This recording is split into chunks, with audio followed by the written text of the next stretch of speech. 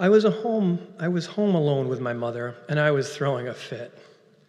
I may be misremembering slightly, but I'm almost certain it was the only time in my entire childhood that I ever misbehaved.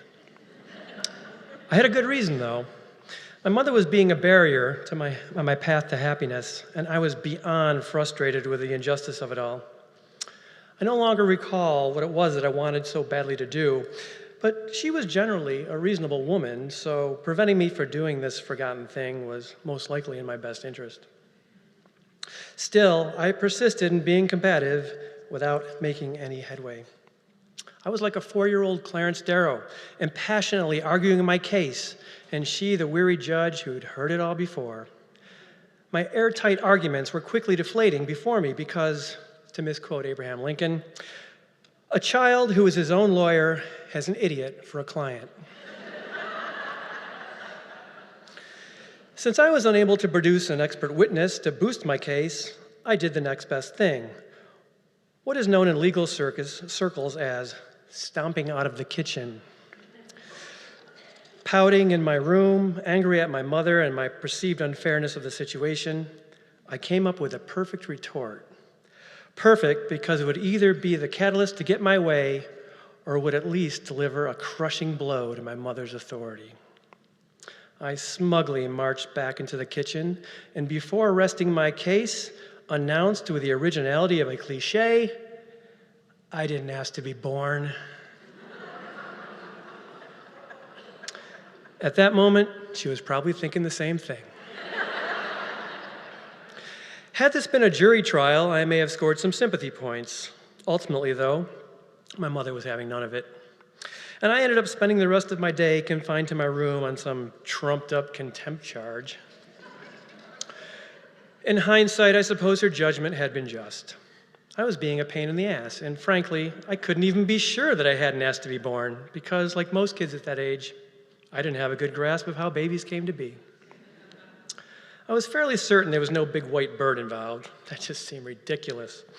However, had anyone told me Santa was responsible for newborn deliveries, I would have totally accepted that. After all, he had the logistics down pat and knew where everyone lived. But a stork? Come on. One summer day at the beach, my sister Sharon told me our parents had planted Scott seeds in the backyard, and I was a product of them. She went on to say our sister Sue had picked me before my feet were fully developed and they had to replant me. Her story seemed dubious at best, yet I couldn't fully dismiss it. I did, in fact, have bad feet. As a good little Catholic boy, I simply assumed God doled out babies as he saw fit. That just made the most sense. Obviously, he had willy-nilly sent my parents 4 children spread out over 9 years. Then one day, 5 years later, when my mother was going on 37, he realized they were living an unfulfilled life. And they sent them me. Who could blame them? It was my friend Morris, however, who finally set me straight in the ways of baby production when I was 8. He explained the mechanics of it all, and frankly, I was appalled. There was no way my parents were involved in any of that nonsense. Yet Morris was adamant. He was 12, so obviously quite worldly. I pondered this for a moment. Well, maybe that's one way, I finally said, attempting to shake the offending image from my brain and the stomach acid from my throat. But sometimes God just gives you a baby. He shrugged, and we moved on to more important things like melting army men and pelting each other with tree fruit. As close as my family was, there were certain topics we just didn't broach, and sex was definitely one of them. I'll give my mother credit for using the proper terms for body parts, however. There were no willies or hoo-haws in our house. In fact, the first time my mother correctly identified my little buddy to me, my naive kid ears heard the word peanuts, like Charlie Brown. Needless to say, I was very confused as there was only a mild resemblance.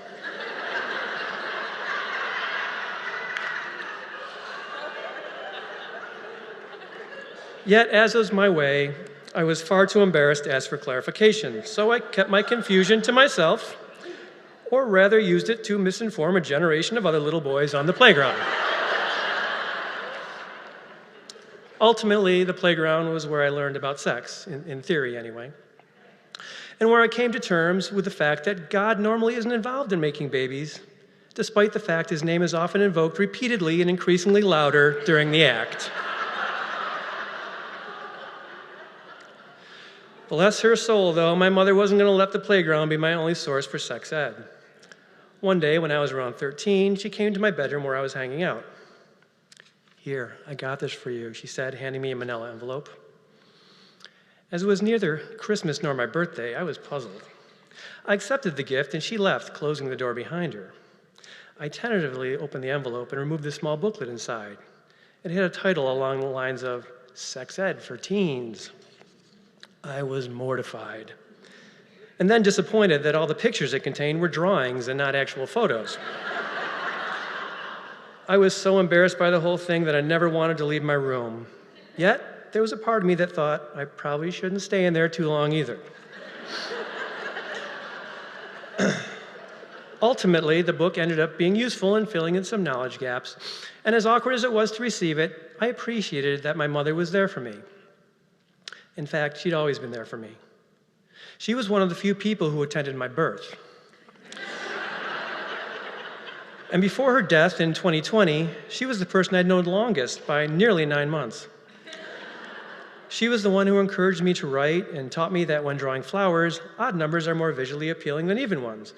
She fostered my love of theater and let me stay up to watch West Side Story on TV when I was 6, and then consoled me when I felt inconsolable over Tony's death, which I'm still scarred by to this day. Once, dressed in one of her signature pantsuits, she even carried a bucket of toads 3 blocks to my elementary school classroom so I could display them for show and tell. But it wasn't just me. My mother was there for everyone. Even with limited resources, she never hesitated to help those in need. One time when I was 7, our front doorbell rang.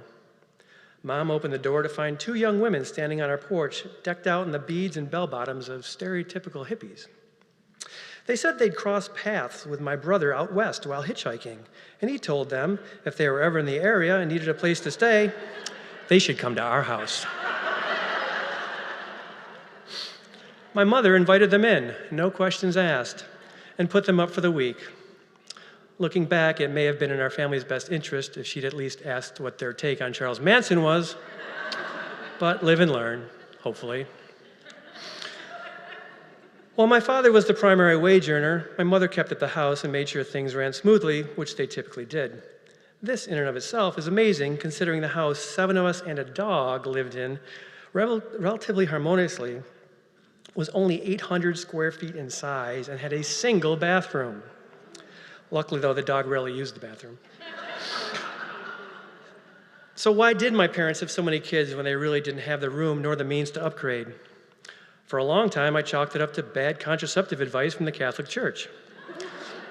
It turns out there was more to it, according to my mother, who shared a little secret with my sister, Sue. In what can only be described as an awkward bonding moment. One time, years ago, my mother began, we were having a dinner party here at the house. After we ate, the women were all in the kitchen cleaning up, while the men were out in the living room. Your Aunt Peggy announced that she was pregnant. It should be noted here that our parents had had sex exactly 3 times prior to this dinner party, so at the time they already had 3 children.